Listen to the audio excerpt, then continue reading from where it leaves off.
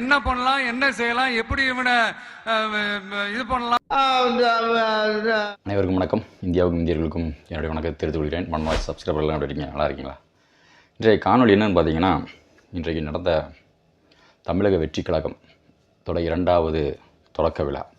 இந்த விழா பார்த்திங்கன்னா எங்கே நடந்திருக்குன்னா மாமல்லபுரத்தில் நடந்திருக்கு இந்த விழாவுக்கு கொடுக்கப்பட்ட பில்டப்பு நம்ம மெயின் ஸ்ட்ரீம் மீடியாவிலேருந்து, தொலைக்காட்சிகள்லேருந்து, யூடியூப் சேனல்ஸ்லேருந்து எல்லாம் அங்கே குவிஞ்சிட்டாங்க.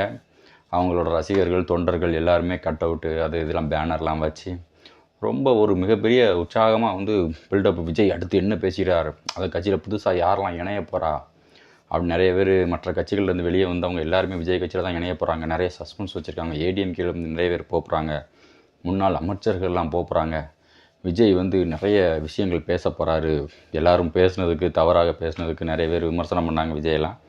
அதுக்கெல்லாம் விஜய் ரியாக்ட் பண்ண போகிறாரு, பதிலடி கொடுக்க போகிறாரு. அப்படி இப்படின்னு ஆவேசமான பில்டப்புகள். இதை பார்த்த உடனே அதுக்கப்புறம் இப்போ விஜய் பேசின அந்த விழாவை, அந்த நிகழ்ச்சியை பார்த்ததுக்கப்புறம் நம்மளுக்கு தோணுது என்னென்னா, போக்கிரி படத்தில் அந்த வடிவேலை பார்த்துட்டு ஒரு தம்பியாப்பில் சொல்லாப்பில், அதாவது என்னென்னா, இவர் ஒரே பில்டப்பு தான் கொடுத்துட்ருக்காரு, ஒழிஞ்சு ஒன்றையும் உழைக்க மாட்டேக்காரு அப்படின்னு சொல்லுவார்ல, அந்த மாதிரி தான் ஒரே பில்டப்.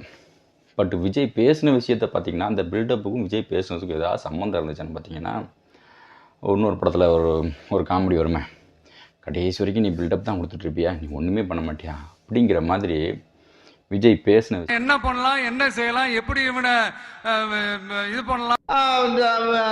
அதாவது இவ்வளோ பிரம்மாண்டமான காசு செலவழித்து மிகப்பெரிய பணக்காரர்கள்லாம் பேசியிருக்காங்க. ஆனால் விஜய் பேசின விஷயம் ஒரு ப்ரிப்பரேஷன், ஒரு முன் தயாரிப்பு. ஒரு மேடையில் பேசும்போது இவ்வளோ தூரம் அரசியல் நடந்துக்கிட்டு இருக்குது, நீங்கள் எதுக்குமே ரியாக்ட் பண்ணலை. அப்போ ஒரு மீட்டிங் போடுறீங்க அப்படின்னா அதில் ரியாக்ட் பண்ணணும்ல. மும்மொழி கொள்கையை பற்றி பேசணும், எவ்வளோ விஷயங்கள், நாட்டு நடப்பு, எவ்வளோ விஷயங்கள் நடந்துக்கிட்டு இருக்குது, தொழிலாளர்களோட போராட்டம், இதெல்லாம் வச்சு எதுவுமே பேசலை. எதுவும் இங்கே நடக்கிற அரசியல் எதுவுமே ரியாக்ட் பண்ணாமல் போன மீட்டிங்கில் பேசினது, அவரோட முதல் மாநாட்டில் பேசினார்ல, அந்த பாயாசம், பாசிசம் தொடர்ந்து அரைச்சி அது மொத்தமே 13 நிமிஷம் தான் பேசியிருக்காரு.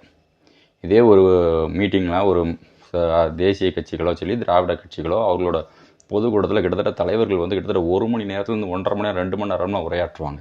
3 மணி நேரம்லாம் உரையாற்றின தலைவர்கள் இருக்காங்க. மொத்தமே 13 நிமிஷம் தான். அதற்கு முன்னாடி அவங்க கட்சியில் இருந்தவங்கெல்லாம் பேசுனது கூட நல்லா பேசியிருந்தாங்க. பட் விஜய்கிட்ட ஒரு முன் தயாரிப்பும் இல்லை. ஒரு 4-10 பேப்பர் பக்கம் வச்சுருக்காப்புல, அதை புரட்டி அதை பார்த்து அது என்ன இருக்குது அப்படின்னு யோசித்து அவர் பேசுகிறது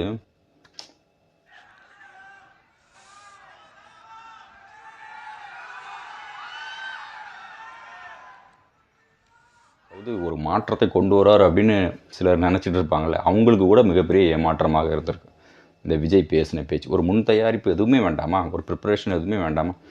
அதாவது சினிமாங்கிறது வேறு. சினிமாவில் நீங்கள் பேசணுங்கிற அவசியம் கிடையாது, நேரில் பேசணுங்கிறது அவசியம் கிடையாது, ஒரு மீட்டிங்கில் பேசணுன்னு அவசியம் கிடையாது. சினிமாவில் நீங்கள் ஆடுறது, பாடுறது, காமெடி பண்ணுறதை வச்சு ரசிகர்கள் ரசிச்சுட்டு போயிடுவாங்க. ஆனால் அரசியல்னால் பொதுக்கூட்டம், இதே மாதிரி மீட்டிங்கு, இதே மாதிரி பொதுக்கூட்டத்தில் நீங்கள் பேசக்கூடிய விஷயங்கள் தான் அரசியல். விஜய் என்ன மாதிரியான அரசியல் செய்ய போகிறாரு, என்ன அரசியல் பண்ண போகிறாரு, அரசியலுக்கு என்ன ரியாக்ட் பண்ண போகிறாரு அப்படிங்கிறது இங்கே தானே. நீங்கள் உட்காந்துக்கிட்டு காமெடி பண்ணிவிட்டு, இதை கலக்கப்போது யாரில் பேசுன மாதிரி காமெடி பண்ணிவிட்டு, நகைச்சுவையாக சிரித்தாலே எல்லோரும் ஓட்டு போட்டுருவாங்களா? அப்பா விஜய் ரொம்ப அழகாக இருக்காப்புல, ரொம்ப அழகாக சிரிக்காப்புல அப்படின்னு ஓட்டு போட்டுருவாங்களா? அது எப்படின்னா, உங்களுக்கு மேலே இருந்த எதிர்பார்ப்பு இன்னும் பின்னாடி தான் போயிட்டுருக்கு.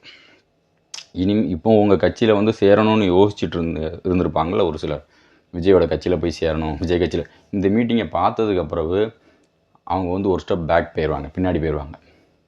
ஏன்னா அந்த அளவுக்கு தான் விஜய் அதாவது லெஃப்ட் ஹேண்டில் டீல் பண்ணுறாப்லையாங்க. எல்லா பிரச்சனையும் நாங்கள் லெஃப்ட் ஹேண்டில் என்ன லெஃப்ட் ஹேண்டில் வீட்டுக்குள்ளே உட்காந்துருக்கிறது லெஃப்ட் ஹேண்டில் டீல் பண்ணுறதா? ஒவ்வொரு பிரச்சனையும் ஃபேஸ் பண்ணி அதற்கு பதில் சொல்கிறது தான் லெஃப்ட் ஹேண்டில் டீல் பண்ணுறது. சும்மா உட்காந்து வீட்டுக்குள்ளே உட்காந்துக்கிட்டு இப்போ இவ்வளோ விமர்சனம் வரும், அதெல்லாம் கண்டுக்கிட்டு கிடையாது. வீட்டுக்குள்ளே உட்காந்துக்கிறது இதுக்கு பேர் லெஃப்ட் ஹேண்டில் டீல் பண்ணுறதா?